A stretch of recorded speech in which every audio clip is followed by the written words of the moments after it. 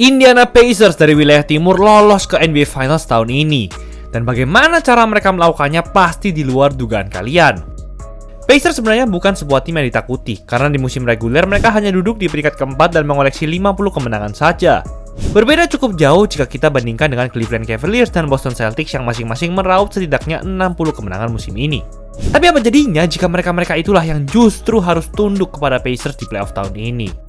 Pacers sebagai tim kuda hitam pun harus memberikan perlawanan yang di luar nalar agar bisa keluar sebagai pemenang di wilayah timur. Bahkan sejak ronde pertama saat berhadapan dengan Milwaukee Bucks, tak hanya Pacers berhasil tampil dominan hingga unggul 3-1 melawan duet mega bintang Giannis Antetokounmpo dan Damian Lillard, mereka melakukan ini untuk menghancurkan mental mereka di game kelima. Lead. Nembhard with a three. Good. Still time to go for the steal.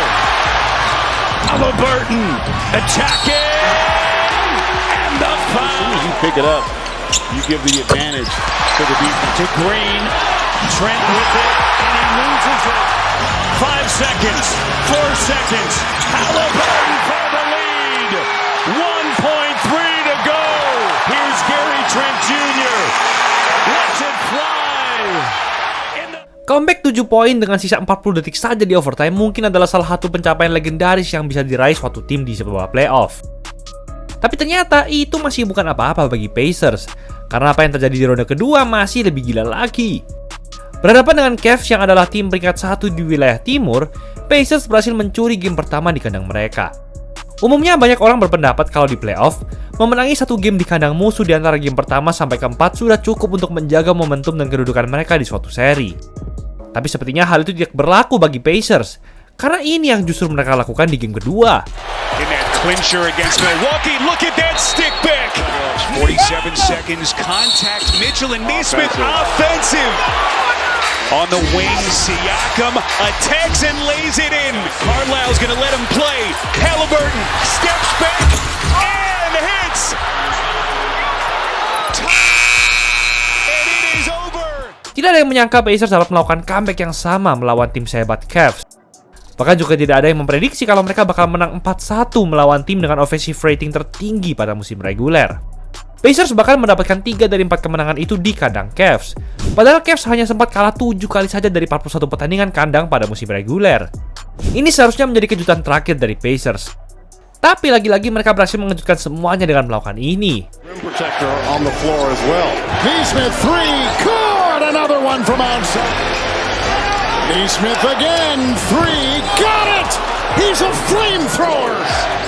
Nesmith, it's a three, it's a 2-point game! Oh my it's goodness, a 2-point. Got the ball back and won the game in Can't sub anyone in.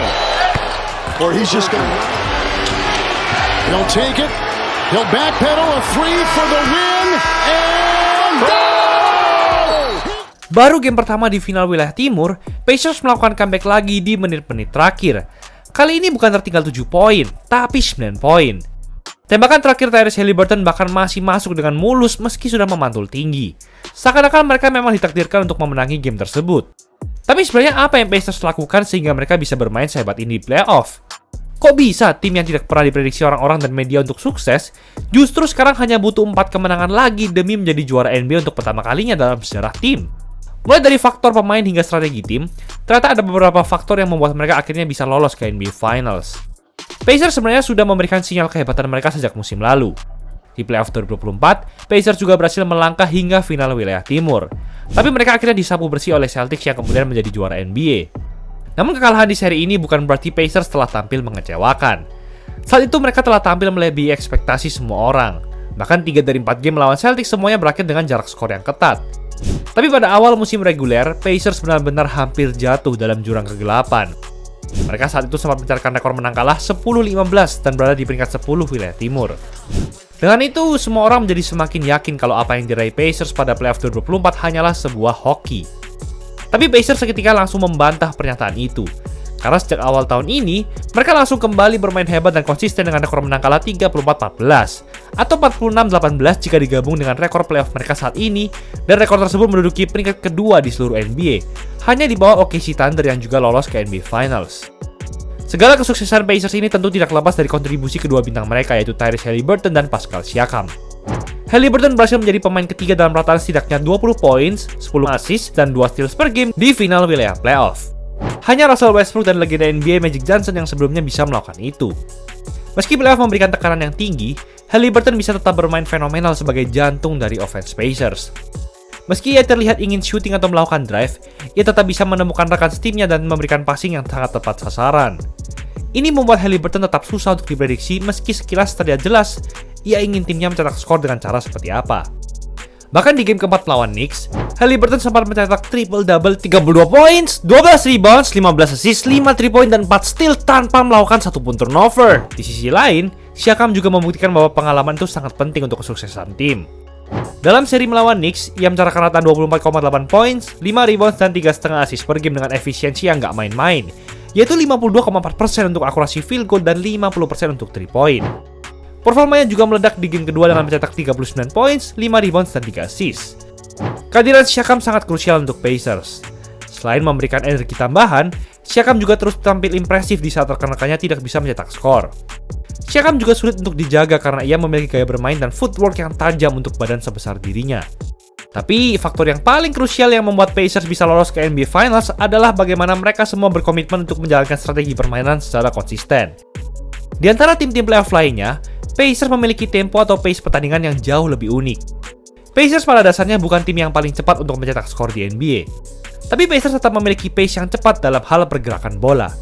Cuplikan ini salah satu contohnya. Hanya dalam 20 detik, Pacers sudah melakukan banyak hal ini. Pertama, Haliburton dan Miles Turner melakukan pick and roll cepat.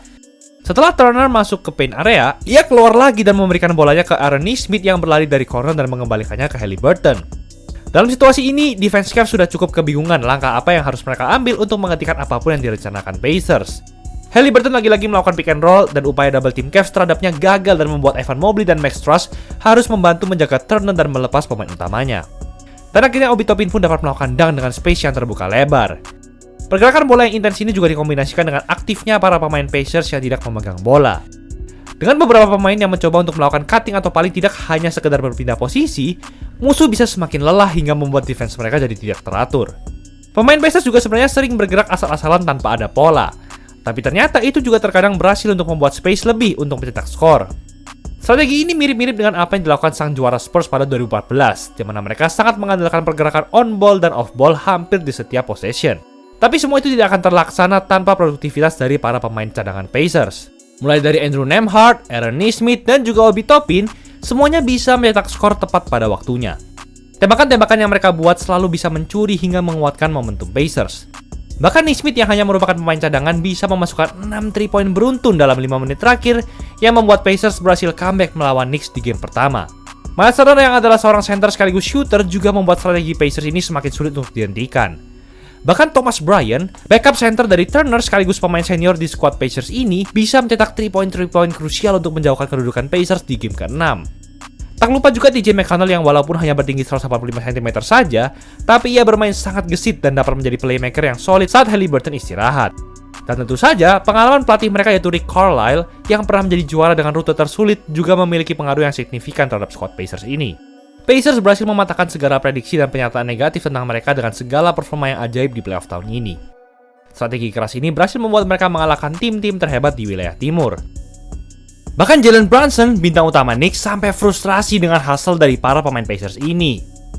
Tapi gimana menurut kalian? Apakah Pacers bisa melakukan hal yang sama saat berhadapan dengan Thunder dengan defense yang jauh lebih hebat di NBA Finals tahun ini? Coba komen dong! Itulah episode kali ini. Gila, cuma 70.000 plus kamu udah bisa dapat satu style jersey, free design, free voucher, dan custom satuan. Gas CO di Easy Sportswear! Jangan lupa like dan subscribe agar channel ini bisa berkembang dan menghasilkan video menarik lainnya. Thanks for watching, I'll see you in the next video.